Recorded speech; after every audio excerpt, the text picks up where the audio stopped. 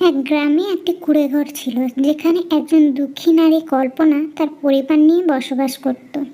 সে তার স্বামী এবং তার সন্তানদের নিয়ে বসবাস করত।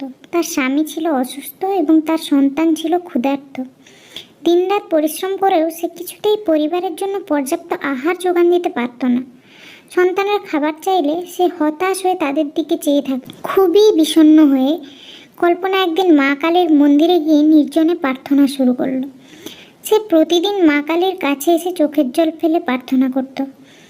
একদিন রাতে স্বপ্নে মা কালী কল্পনার সামনে এসে বললেন, কল্পনা, তুমি পবিত্র হৃদয়ে আমার উপাসনা করেছ, আমি তোমার সমস্ত কষ্ট দূর করি। পরদিন সকালে কল্পনা তার ঘরের সামনে একটি সোনার হাঁড়ি দেখতে পেল। হাঁড়িটি পাওয়ার পর তার মন আনন্দে ভরে উঠল। কল্পনা হাঁড়িটিকে ঘরের এক কোণে রেখে পরিবারের সবার জন্য রান্না করতে লাগলো।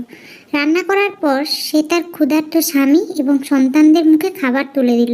মা কালীর প্রতি কৃতজ্ঞতা জানিয়ে কল্পনা গ্রামের মন্দিরে একটি পুজোর আয়োজন করল। সেখানে গ্রামের সবাই নতুন জামা কাপড় পরে অংশগ্রহণ করলো এবং তারা মা কালীর মূর্তিকে ফুল মালা দিয়ে সাজাতে লাগলো। গ্রামবাসীরা ঢাক ঢোল বাজিয়ে মা কালীর উদ্দেশ্যে গান গাইতে লাগলো, যেখানে কল্পনা ও তার পরিবারকে পুরোহিত আশীর্বাদ দিল। মা কালীর উদ্দেশ্যে কল্পনা গরিব দুঃখীকে সাহায্য করলো। সমস্ত গরিব দুঃখী কল্পনাকে প্রাণ ভরে আশীর্বাদ করতে লাগলো। মা কালী কল্পনার বিশ্বাস এবং ধৈর্যের পুরস্কার দিয়েছিলেন এবং সেই দিন থেকে কল্পনার বিশ্বাস করলো প্রকৃত ভক্তি কখনো বৃথা যায় না।